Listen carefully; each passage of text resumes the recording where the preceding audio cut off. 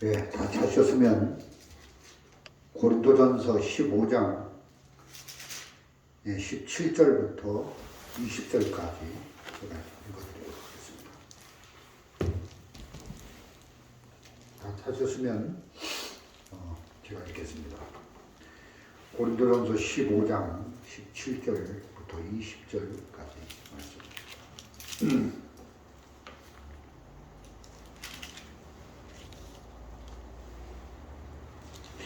17절부터입니다. 그리스도께서 다시 사신 것이 없으면 너희의 믿음도 헛되고 너희가 여전히 죄 가운데 있을 것이요 또한 그리스도 안에서 잠자는 자도 망하였느니라.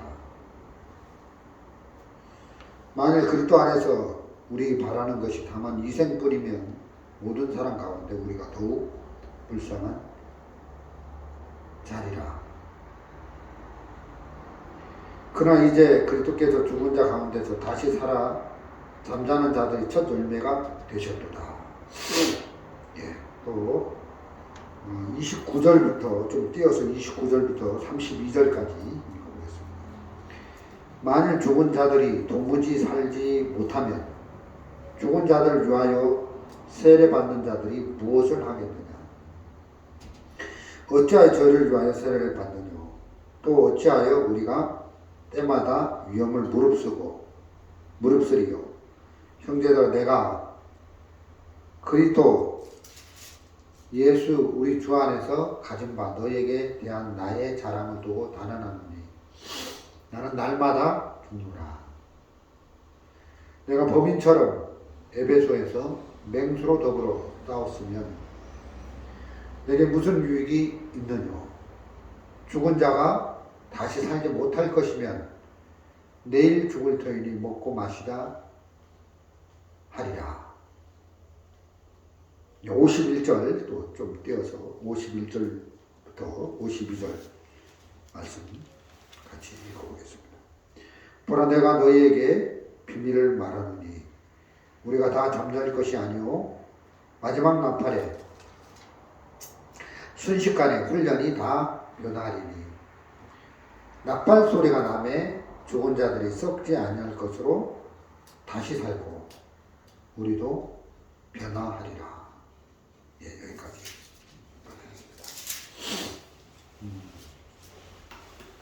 오늘이 부활절인데 부활에 관한 메시지를 좀 전해야 되겠다 그런 마음이 들었습니다.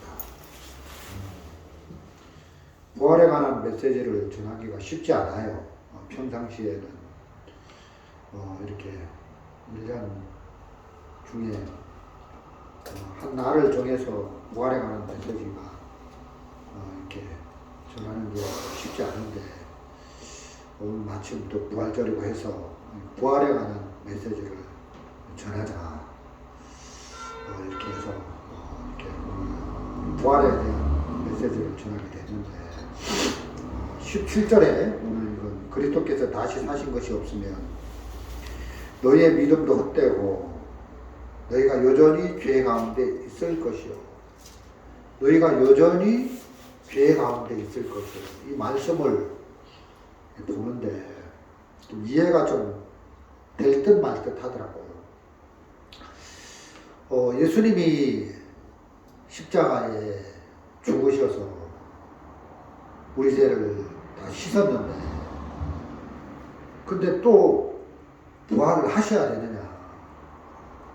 부활하고 우리 죄가 씻어지는 거하고 무슨 관계가 있냐? 예수님이 십자가에 죽으심으로 우리 죄가 다 씻어진 게 아니야? 이런 의문이 좀 드는 겁니다. 전에, 지금 말고 전에입니다. 예수님 십자가에 죽으시면서 죽기 전에 다 이루었다 하고 운명하시느니라 이렇게 돼 있는데 다 이루었어요. 예수님이 십자가에 죽으심으로써 우리 죄가 씻어졌는데 근데 이 말씀에는 그리스도께서 다시 사신 것이 없으면 너희가 여전히 죄 가운데 있을 것이요 이랬으니까 이 부활하셔야만 온전한 구원의 완성이 이루어진다는 메시지잖아요.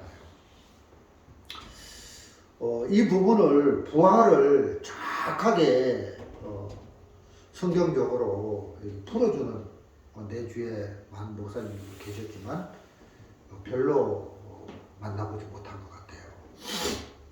근데 이제 이런 거죠. 예수님이 부활하셨다는 것은 어떤 사람이 죄를 지었는데 감옥소에 갔는데 10년 형 집행을 받은 거예요. 그럼 그 사람이 이제 10년을 다 살고 감옥소의 문을 열고 나와야 그 죄가 씻어진 거죠. 죄값을 다 받아가지고 나와야 그 죄에서 온전히 이제 씻어진 거죠. 죄가 끝난 거죠. 죄에 대한 형벌이 끝난 거죠. 10년 형기를 사는데 9년만 살면 감옥소 문을 열고 나올 수 없는 거죠.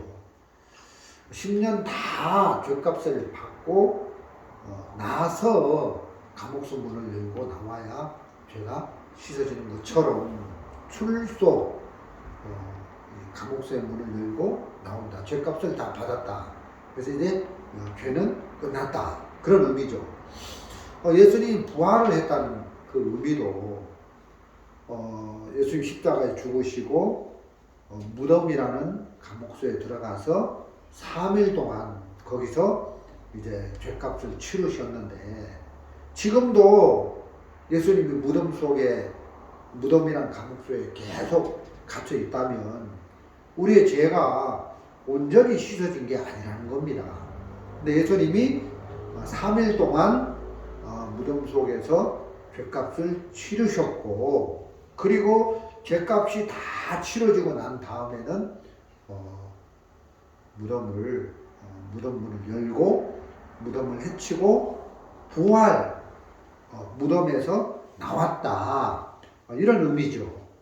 그래서 예수님의 부활은 굉장히 중요한 의미가 있습니다. 예수님 십자가에 우리 죄를 위하여 죽으셨는데 거기서 이제 무덤에 이제 묻히셨는데 거기서 못 나왔다면 지금도 예수님이 죄값을 받고 있는 거기 때문에 우리는 죄에서 벗어날 수가 없다. 그런 마음이 드는 겁니다.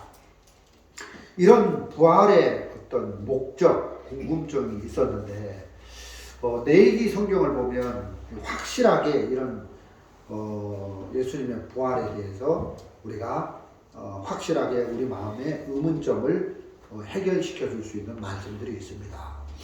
이스라엘 백성들이 속죄 제사를 드리잖아요.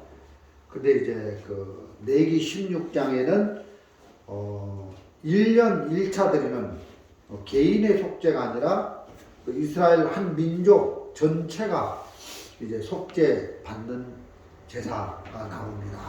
거기 보면 먼저 대제사장이 자기 죄를 씻기 위해서 수송아지를 이제 그 피를 가지고 이제 지성소에 들어가서 지성소 앞 이제 7번 뿌리고 이제 하는 거죠.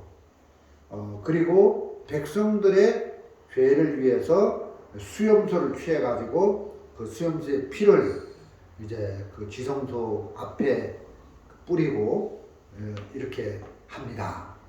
근데 그 대제사장이 이렇게 대속죄일 날 백성들과 자신의 죄를 위해서 그 짐승의 피를 이 지성소 앞에 뿌린다고 해서 그것으로 해서 백성들의 죄가 온전히 씻어졌다고 말할 수 있느냐? 물론 피 흘림이 없은즉 사함이 없다. 피가 죄를 씻는다. 그래서 짐승의 피가 죄를 씻은 건 맞습니다. 그런데 레위기 16장 17절에 보면 이런 말씀이 있습니다. 우리 레위기 16장 17절을 한번 보도록 하겠습니다.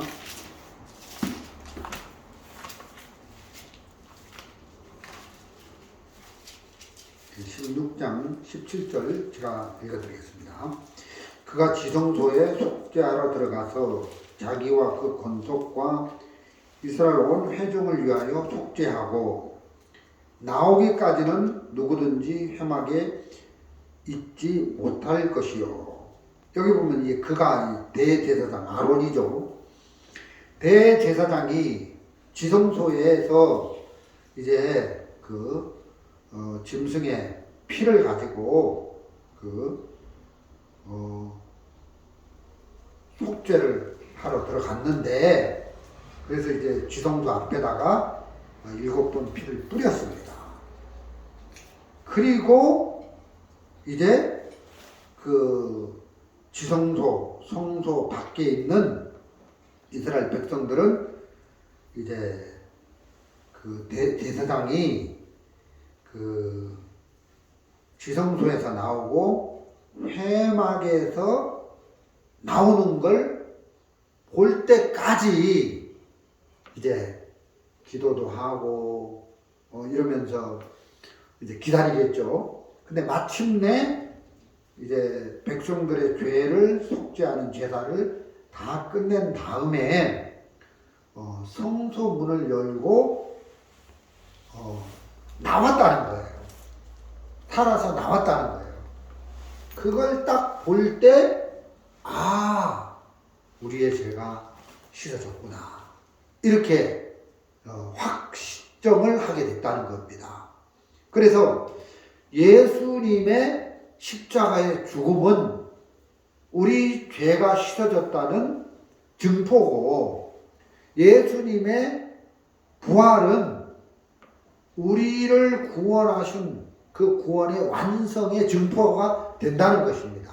그래서 속죄소에서 제사장이 피를 뿌리는 것은 십자가의 죽음이라면, 이제 이 제사장이 지성소에서 살아서 바깥으로 나오는 겁니다.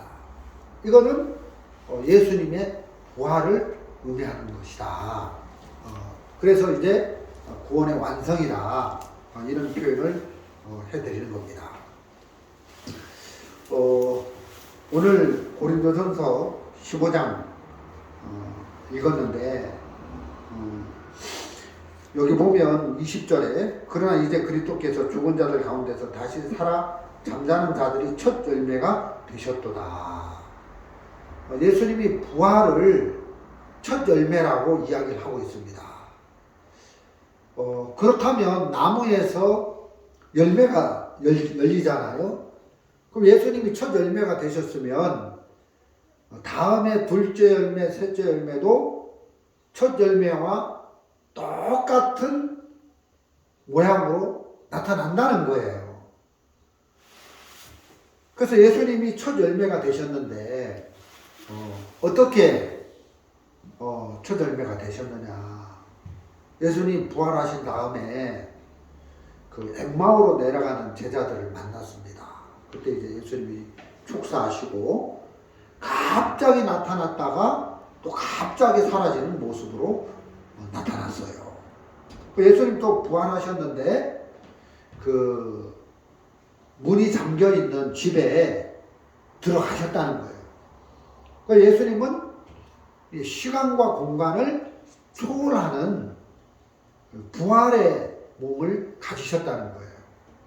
그리고 이렇게 예수님은 생선을 잡수시고 음식을 잡수셨다는 거죠. 그러니까 이 예수님이 부활하신 그 몸은 시간과 공간을 초월하고 이렇게 음식을 드시고, 그래서 이런 모습으로 우리도 부활을 한다는 겁니다. 그래서 이제 부활을 하면은 장가도 안 가고 시집도 안 가고 늙지도 않고 병도 안 나고 하늘에 있는 천사와 같느니라, 그런 말씀이 있는 것처럼 우리도 예수님과 똑같은 모습으로 부활을 하는 거예요. 늙지 않고 병들지 않고 썩지 않고 이렇게 고난이 없고 평안한 가운데 기쁨만 사랑만 있는 상태에서 살 수 있도록 우리를 부활의 몸으로, 예수님과 똑같은 몸으로, 첫 열매 되신 예수님, 부활의 첫 열매가 되셨는데 예수님의 모양 그대로 우리도 부활을 한다는 겁니다. 그게 너무 감사한 것이죠. 그래서 저는 오늘 그리스도의 부활 또 우리의 부활 이런 부분에 대해서 말씀을 전해드리고 있습니다. 마치 이런 겁니다. 예수님이 부활을 하셨다는 것은 집을 살 때 계약을 하잖아요. 이제 뭐 사는 사람이 뭐 이 집을 1억에 팔겠다. 파는 사람이 1억에 팔겠다. 또 사는 사람이 또 1억에 살겠다. 이렇게 서로 계약을 해서 뭐 주민등록번호 쓰고 또 이제 인감도장 찍고 그러면 이제 변개할 수 없는 계약서, 약속이 되는 것처럼 예수님이 십자가에서 죽으시고 부활을 하셨다는 것은 바로 변개할 수 없는 구원의 완성의 계약서가 되는 거죠. 그래서 십자가에서 예수님 피를 흘려서 우리 죄를 씻으셨고 예수님 부활하셔서 구원의 완성. 그래서 이제 우리에게 하나님의 자녀가 되는 그런 인치시는 일을 하신 것이다. 이런 말씀을 드린 겁니다. 제가 이제 그 아프리카에서 한 10여 년 가까이 선교를 했는데 선교를 할 때 그 비자를 받잖아요. 저희들은 이제 1년에 한 번씩 그 나라에서 비자를 받는데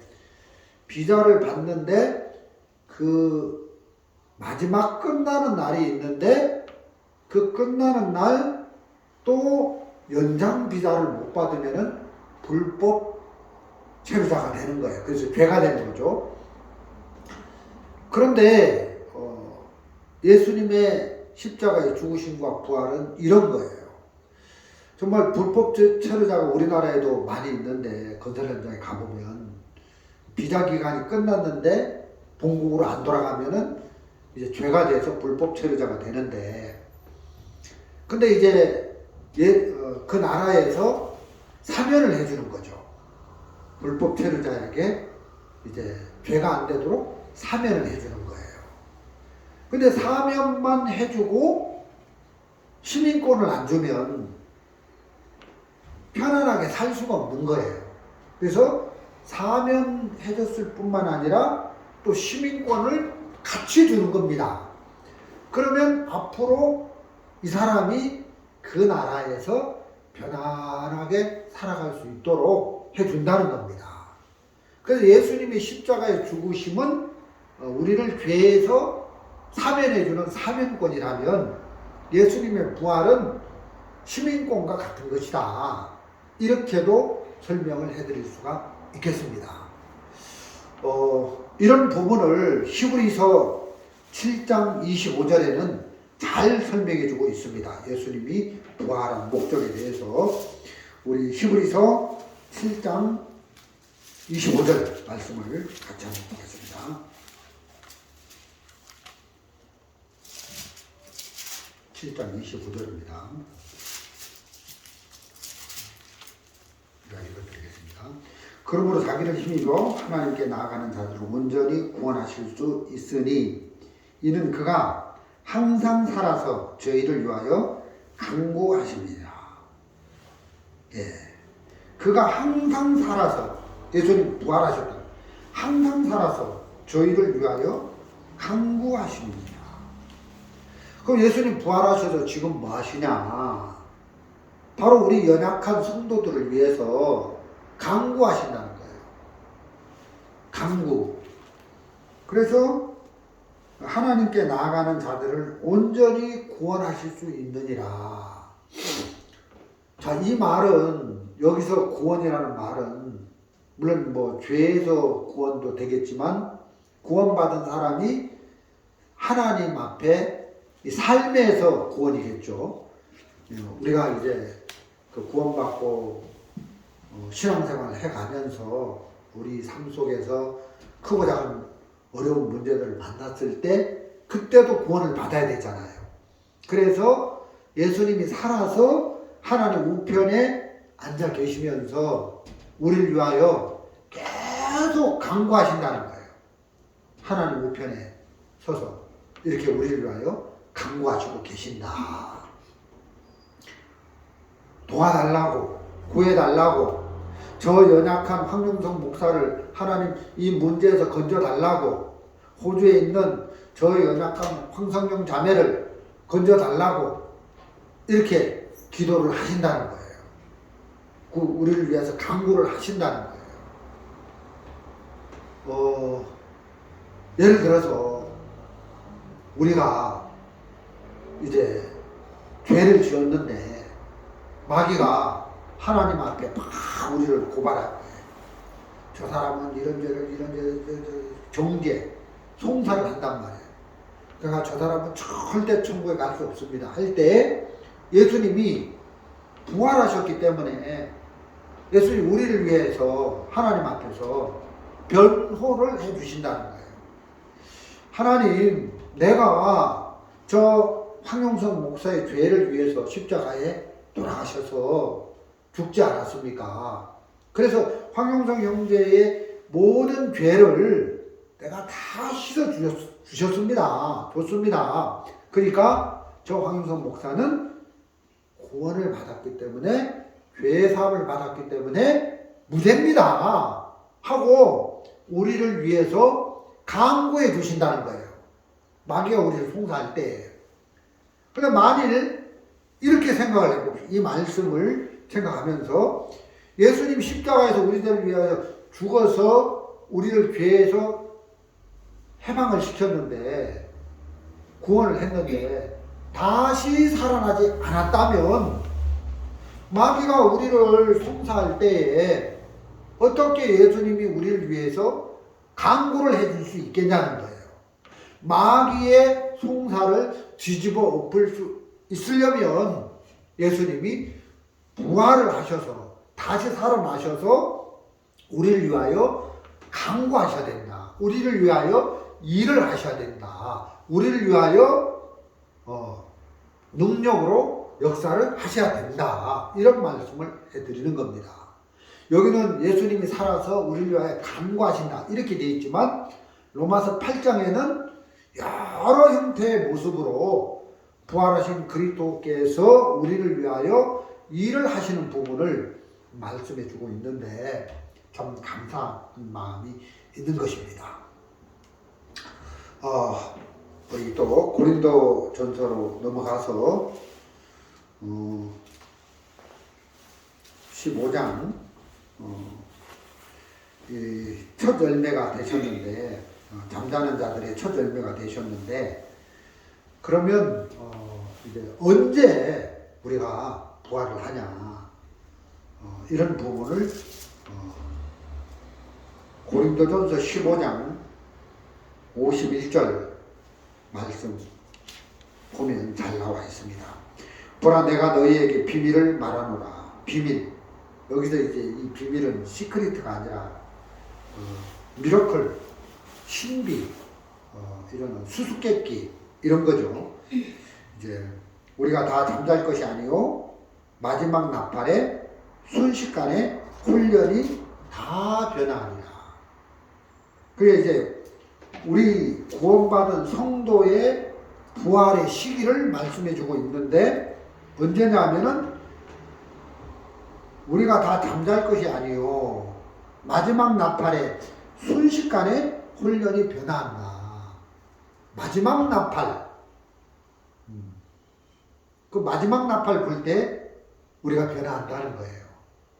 그래서 이 성경을 찾아보면은 요한계시록에 보면 7 나팔이 나오는데, 그 7번째 나팔이 불릴 때 이제 우리가 휴거되거든요. 변화되거든요.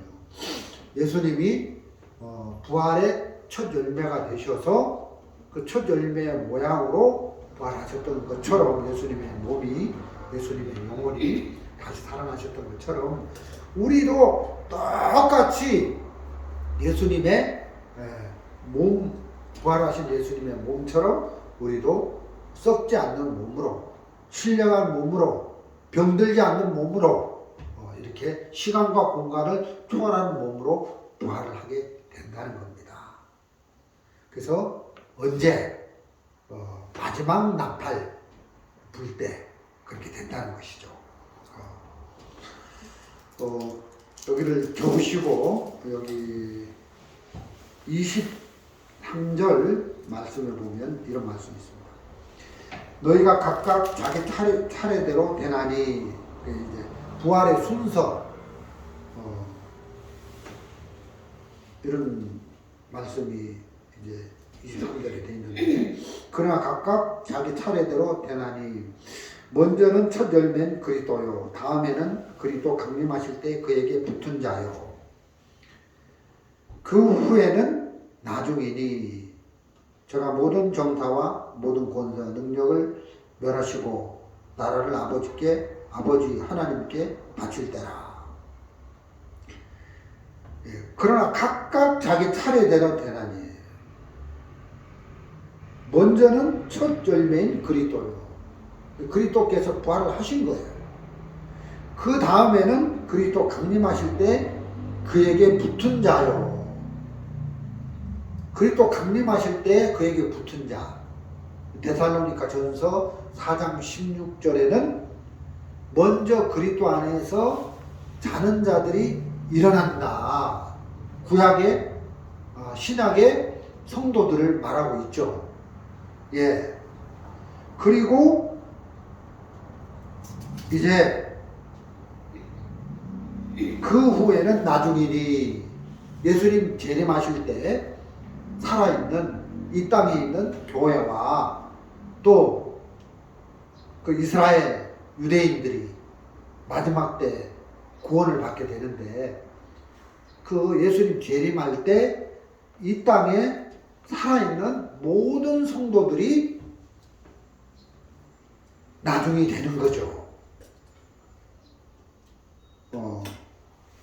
그래서 첫 번째 예수님이 부활을 했고, 두 번째는 그리스도 안에서 구원을 받고 먼저 자는 자들이 이제 일어나고, 세 번째는 예수님 재림하실 때 살아있는 우리가, 또 살아있는 우리뿐만 아니라 모든 성도들이 이렇게 된다는 겁니다.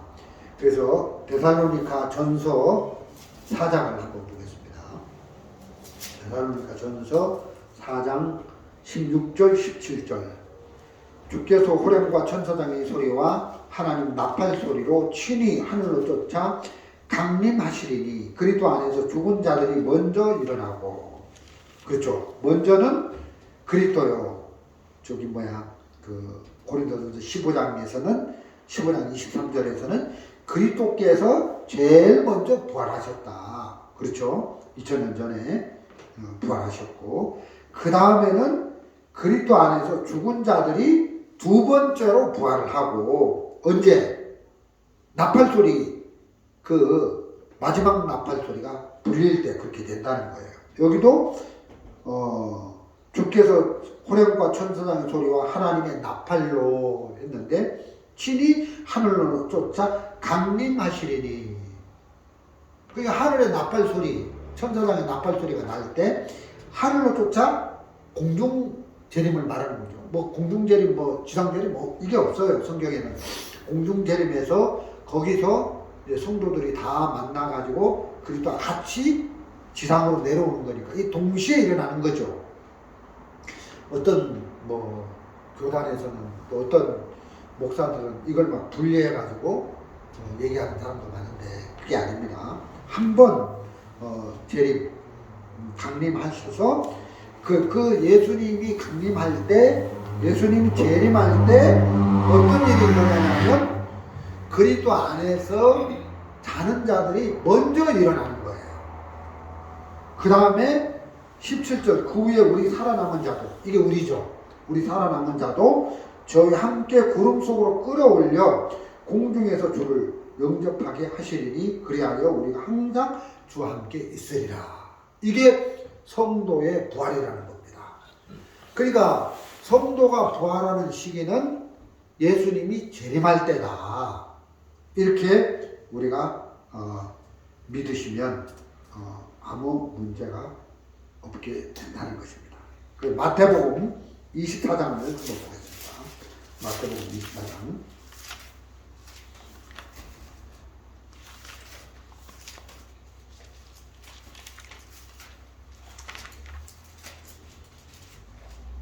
마태복음 24장은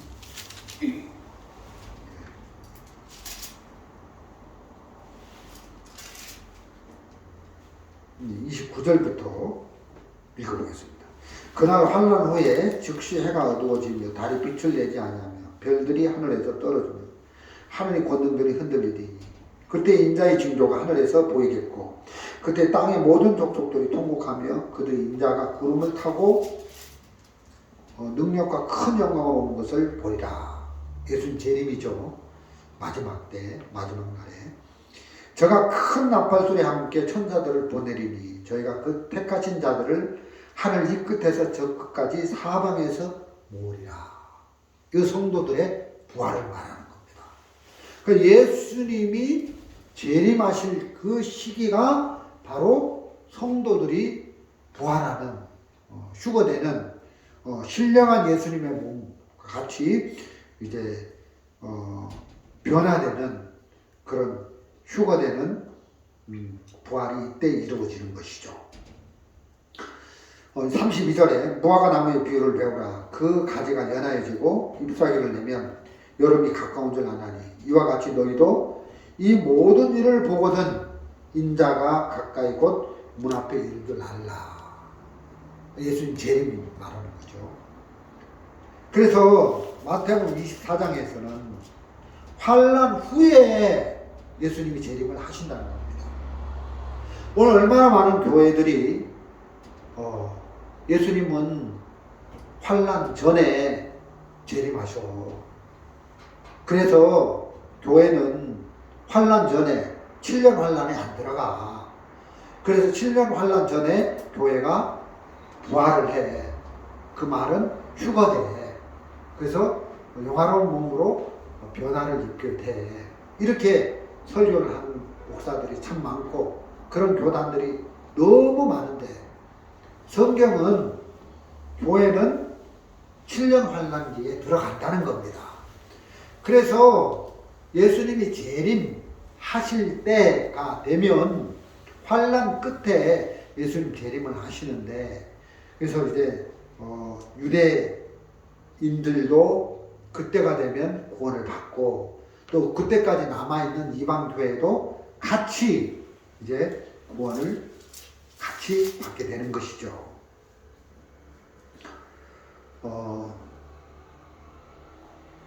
우리 누가복음 21장도 한번 보겠습니다. 누가복음 21장.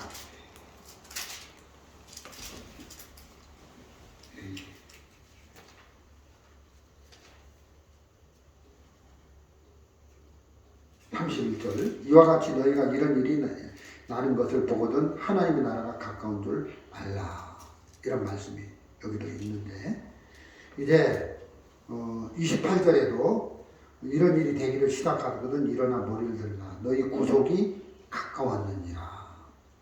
앞에 쭉 그 7년 환란기 때 되어지는 일들을 쭉 얘기해 놓고 이 7년 환란기에 되어지는 일을 다 보고 이런 것들이 다 나타나는 걸 보고들랑 하나님 나라가 너희 앞에 또 인자가 너희 앞에 또 너희 몸의 부활의 그 휴거의 구속의 날이 이른 줄 알라. 이렇게 말씀을 하고 있다는 것입니다. 그래서 구원받은 성도들이 그 몸이 예수님처럼 부활하는 시기는 7년 환란기를 통과하고 나서 이루어진다는 것을 우리 성경에서 정확히 알 수가 있습니다. 그리고 데살로니가 후서 한번 보겠습니다.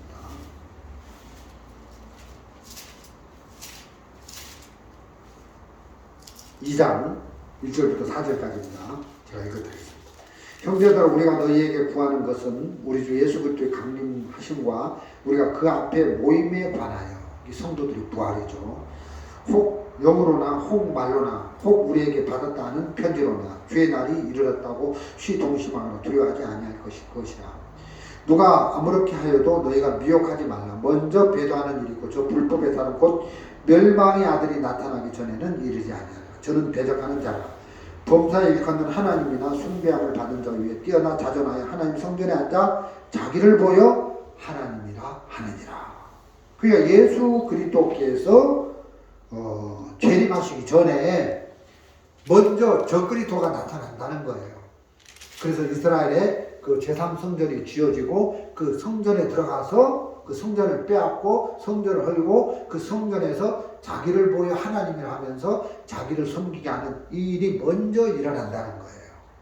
그러니까 이 7년 환란기 때 되어지는 일이거든요. 저 그리스도가 나타나는 것은. 근데 성경은 이렇게 여러 곳에 예수님의 재림을 환란 통과하고 나서 이루어진다. 그 구원받은 교회가 정말 부활이 되고 휴거가 되는 시기는 환란기를 통과하고 나서다. 이렇게 정확하게 말씀이 되어 있는데 참 많은 교회들이 이런 말씀들을 왜곡하고 잘못된 그래서 성도들을 미혹하고 성도들을 속이고 있는 이런 말씀을 전하는 걸 볼 때 너무 마음이 아프고 가슴이 아프다는 마음이 들어지는 겁니다. 우리는 정확하게 성경적으로 정말 예수님 재림의 시기 또 우리 성도들이 그 앞에 휴거되는 시기에 대해서 정확히 알고 속지 않게 되기를 바라는 마음이 있습니다. 고린도전서 15장 15절에 51절에 보니까 보라 내가 너희에게 비밀을 말하노라. 우리가 다 잠잘 것이 아니오 마지막 나팔에 순식간에 홀령이 다 변화하리라. 여기 이제 보면 우리가 다 잠잘 것이 아니오. 그런데 잠잔다는 표현을 해놨어요. 성도들이 이제 구원을 받고 신앙생활 하다가 이제 죽으면 그 죽음을 죽었다 이렇게 표현을 하는 게 아니라 잠들었다 이렇게 성경은 표현을 하는 겁니다. 여기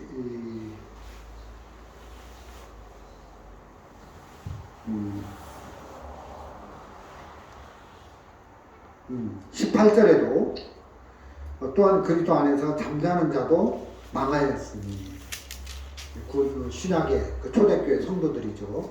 그리스도 안에서 잠자는 자도 망하였으니 그 죽었다는 표현이 없어요. 죽음이 아니라 잠든 상태예요. 성도들이 그 육체의 생명을 다하고 이제 죽었다는 그 의미는 잠든 상태예요. 잠든 상태. 여러분,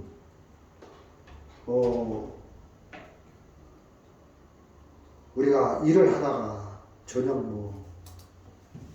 11시나 10시나 9시나 되면 무슨 이야기 합니까?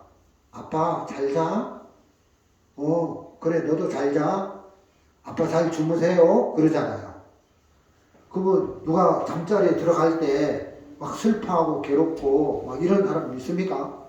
없죠? 왜요? 깰 때를 아니까. 내일 아침 날이 밝으면 잠에서 깨어나잖아요. 그렇기 때문에 깰 것을 알고 깰 때를 생각하기 때문에 잠자리에 든다는 것은 아주 평안한 거예요. 맞죠? 근데 이 고린도전서 15장 51절에 보라 내가 너희에게 비밀을 말하고 우리가 다 잠잘 것이 아니요 마지막 날에 순식간 가장 빠른 시간 안에 이루어진다. 혼련이 다 변화하리니 휴거되는 거죠. 부활되는 거죠. 성도들이. 순식간이란 말은 세상에서 가장 짧은 시간을 순식간이라고 말을 하는 거예요. 1초. 가장 빠른 시간이 1초죠. 근데 요즘은 1초도 또 10개로 나누고 하니까 더 짧은 시간이 있는데 이 순식간에 성도들이 변화한다는 거예요. 변화가 순식간에 이루어진다는 거죠. 그래서 그런 생각이 들어요. 제가 가끔씩 이제 일을 하러 나가는데, 일을 하러 나가면 뭐 바울도 열심히 일을 하면서 복음을 전했는데, 목회자가 일하러 나가면 막 위대하게 봐요. 야, 목사님이 일을 나오셨네요. 대단하십니다. 일을 하시면서 이렇게 목회를 하신다고 막 그 칭찬도 하고 그러는데, 뭐 사도 바울도 열심히 장막 짓는 일을 하면서 복음을 전했는데, 일을 하러 가면 아침 7시부터 일을 하죠. 오후 4시, 어떤 때는 4시 반까지 하루에 8시간 넘게 일을 하는데, 시계를 봐요. 8시네? 9시네? 2시간 됐네? 근데 시간이 잘 갈까요? 안 갈까요? 잘 안 가요. 그 점심 먹고 나오고, 앞으로도 3시간 남았네? 하고 막 그러는데.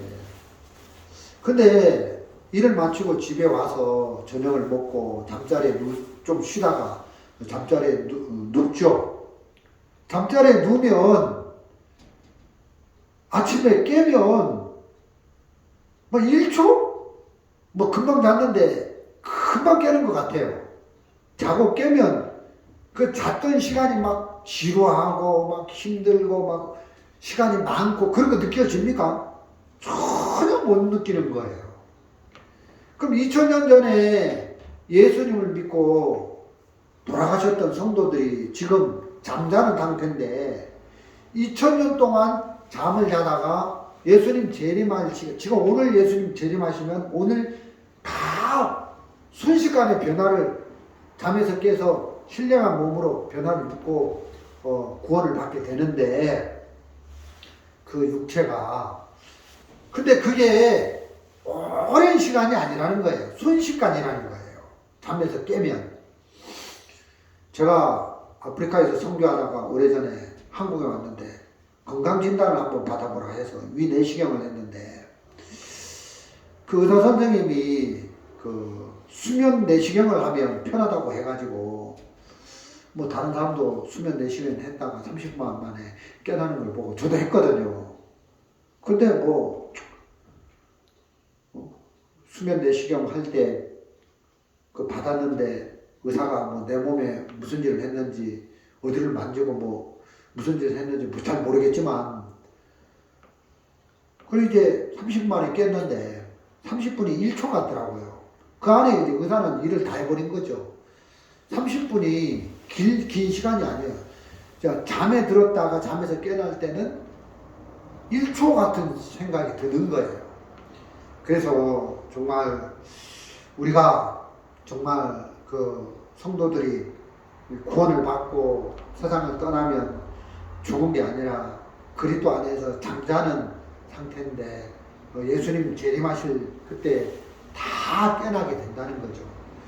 그리고 이제 환란기, 7년 환란기를 통과해서 예수님 재림하시게 되는데 그때 살아남은 유대인들이나 이방 교회 성도들이 다 같이 이제 맨 마지막에 이제 휴거된다는 것이죠. 이런 걸 생각해 보면 참 너무 감사하다 이런 마음이 들어집니다. 여기 이제 31절에 보면 이런 말씀이 있습니다. 형제들아 내가 그리스도 예수 우리 주 안에서 가진 바 너희에게 대한 나의 자랑을 두고 단언하노니 나는 날마다 죽노라 이런 말이 있어요. 그리고 32절에 내가 범인처럼 에베소에서 맹수로 더불어 싸웠으면 내게 무슨 유익이 있느냐 죽은 자가 다시 살지 못할 것이면 내일 죽을 터이니 먹고 마시자 하리라. 그래서 32절에 바울이 에베소 지역에서 맹수들하고 막 싸웠다는 거예요. 내가 성경을 읽어보면 바울이 에베소에서 맹수들하고 싸웠나? 그런 게 별로 없는 것 같은데 이 말은 이런 의미겠죠. 바울이 에베소에서 복음을 전하니까 그 에베소 지역에 그 은금 실로 그 우상을 막 만드는 사람들이 있었어요. 그때 이제 이런 거 만들지 말라, 우상 숭배, 우상을 만들지 말라고 막 바울이 복음을 전하기 위해서 이렇게 했단 말이에요. 그때 은금실로 우상을 만들었던 사람들이 그 바울을 핍박하고 바울을 박해하기 위해서 집회를 막 일으켰는데, 군중을 막 일으켜가지고 그때 그 군중들이 일어나서 바울을 심각하게 박해를 했는데, 그때 바울이 진짜 어려웠거든요. 그 부분을 보고 에베소에서 바울이 맹수들과 싸웠다, 이런 표현을 하는 것 같은데, 근데 바울은 이 죽은 자의 부활, 잠자는 자의 부활이 있다, 부활의 소망. 그래서 죽은 자가 다시 살지 못할 것이면, 이런 말씀 있잖아요. 죽은 자가 다시 산다. 우리는 죽어서 그냥 끝나는 게 아니라 구원받은 성도는 부활이 있다. 그래서 부활의 소망이 있기 때문에 핍박을 당해도 박해를 당해도 크게 문제가 안 된다는 거예요. 그래서 32절에 주 안에서 가진 바 너희에게 대한 나의 사랑을 두고 단언하노니 나는 날마다 죽노라, 이런 표현을 했다는 거예요. 내가 복음을 전하는데 사람들이 나를 죽이려고 공격을 한다. 그럼 나 저 사람에게 박해를 당하고 핍박을 당해서 죽겠다. 나 오늘 죽겠다. 그러나 나에게는 부활의 소망이 있다. 내일 내가 살아난다. 저 사람들에게 잡혀서 내가 죽음을 당한다 할지라도 하나님은 내일 나를 부활시킬 것이다.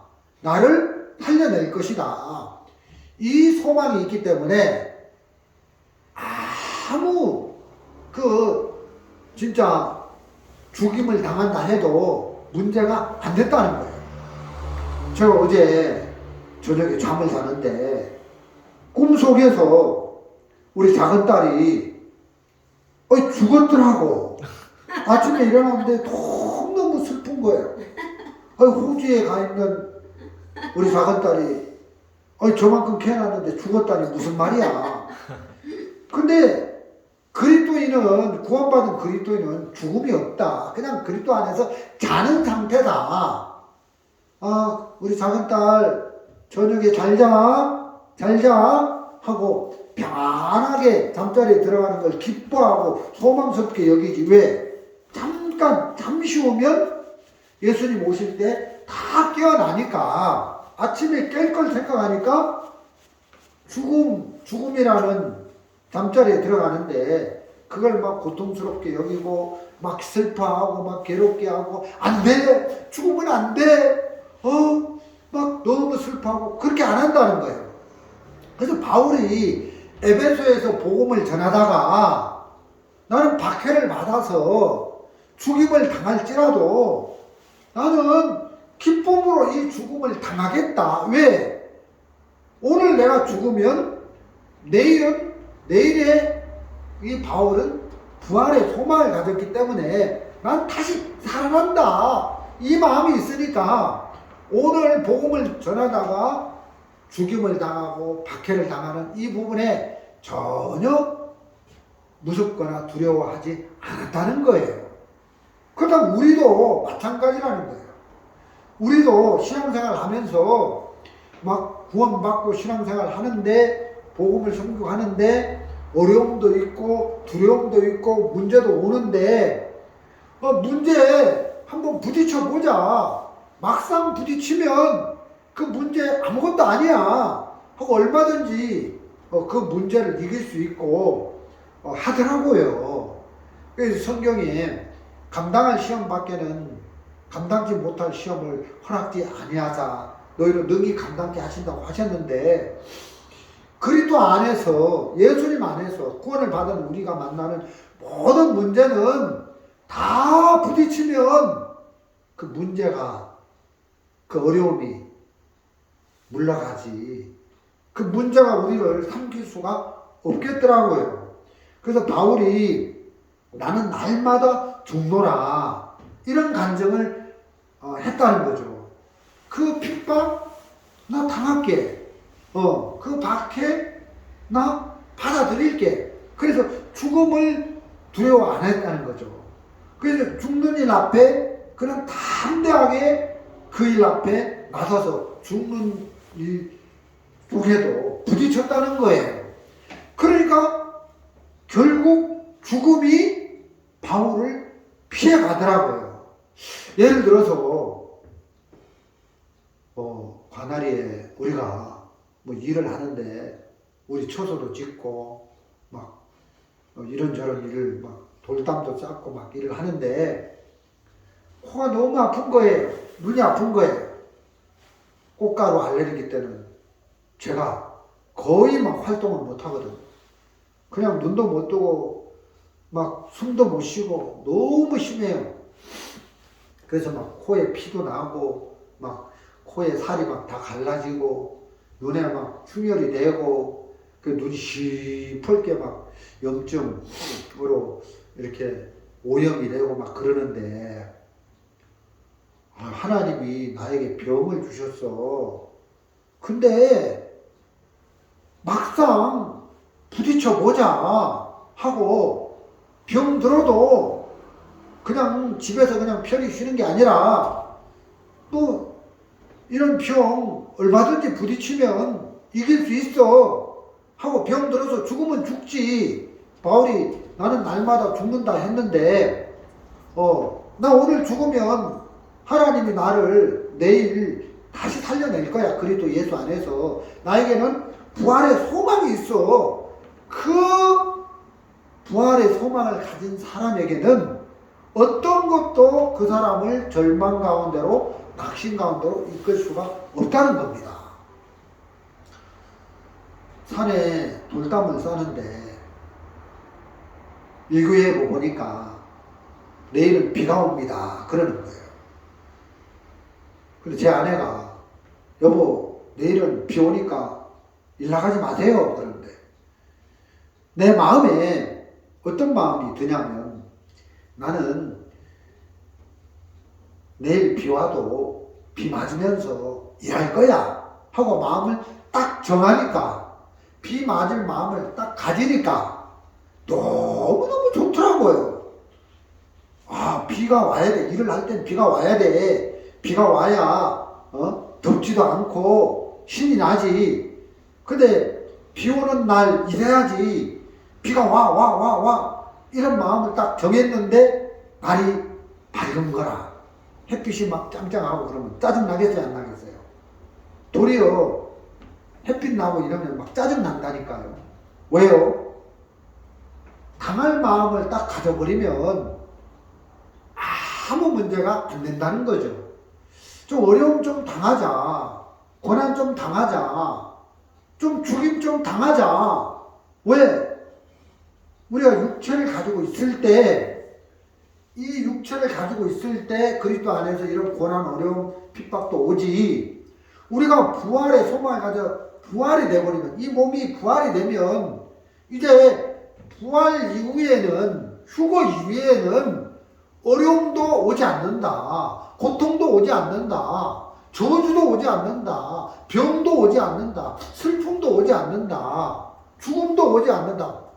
그렇기 때문에 우리가 그리스도 안에서 부활의 소망에 들어가기 전에 받는 어려움 이거 값진 거다. 부활의 소망에 들어가기 전에 받는 괴로움, 고통, 죽음 이거 너무너무 좋은 거다. 그래서 바울은 부활의 소망이 있기 때문에 이 땅에서 복음을 전하면서 핍박을 받고 박해를 받고 어려움도 당하고 문제도 당하고 정말 죽음이라는 사망 가운데 들어갔지만 바울은 한 번도 그 죽음이 바울을 이끌어 가지는 못하더라고요. 40에 하나 가만 매를 3번씩 맞이고 막 태장으로 맞고 돌로 맞고 해도 죽음이 바울을 삼키지를 못하는 걸 보겠더라고요. 막상 죽을 일이라도 딱 부딪혀 피하지 말고 부딪혀 보면 죽음이 피해가고 어려움도 부딪혀 보면 다 길이 열리고 그렇게 된다는 것입니다. 그래서 바울이 부활의 소망을 가지고 정말 나 복음 전하다가 죽임을 당하면 저 사람들에게 잡혀서 죽임을 당하면 죽지 뭐 이런 죽을 마음을 가지니까 아무 문제 없고 도리어 내가 오늘 죽는다 해도 하나님은 내일 나를 살릴 것이다. 내일의 부활에 소망이 있는 사람은 어떤 어려움이 있어도 어떤 불가능한 형편이 있어도 좌절하거나 실패하거나 낙담하지 않고 계속 진행하면서 은혜를 입는 삶을 살게 되는 걸 볼 수가 있습니다. 그래서 정말 나는 날마다 죽노라. 이게 너무너무 감사한 거예요. 제가 이런 생각을 해봤습니다. 제가 이제 자동차를 자주 운전하는데 아들도 운전하고 그러는데 나는 이제 마음을 이렇게 먹는 거죠. 내가 운전할 때 100번 양보하는 운전을 하자. 그런 마음을 딱 정했어요. 그 마음을 딱 먹고 운전을 하는데 저기서 잘못했어요. 그러면 내가 막 그것 때문에 막 열받고 마음에서 스트레스 일어나고 하겠습니까? 안 한다는 거예요. 나는 100번 양보할 마음을 가지고 핸들을 잡았기 때문에 어떤 불미스러운 문제가 운전하면서 발생을 해도 스트레스 받고 막 그렇게 안 하고 양보 또 천천히 가고 또 배려하고 마음을 정했으니까 그렇게 되는 거예요. 그래서 바울이 나는 날마다 죽노라. 그것은 부활이 있다. 다시 살아나는 게 있기 때문에 사망 가운데 그는 좌절하지 않고 문제 가운데 그는 낙심하지 않고 어려움 가운데 그는 슬퍼하지 않고 부딪히면서 내 오늘 어려움 속에 빠져서 내가 고통을 당해도 내일의 부활의 소망이 있다. 그런 부활의 소망의 신앙을 가지면서 승리하는 삶을 살았다는 것입니다. 저와 여러분도 이렇게 바울이 가진 이 부활의 소망, 내일 부활의 소망 가지고 산다면 우리가 당하는 무슨 형편 가운데서도 우리가 좌절하지 않고 형편에 치우치지 않고 그 형편을 능히 이기고 승리하는 부활의 소망의 신앙을 가졌으면 하는 이런 바람으로 이런 말씀을 전해드렸습니다. 오늘 말씀은 여기까지 전해드리도록 하겠습니다.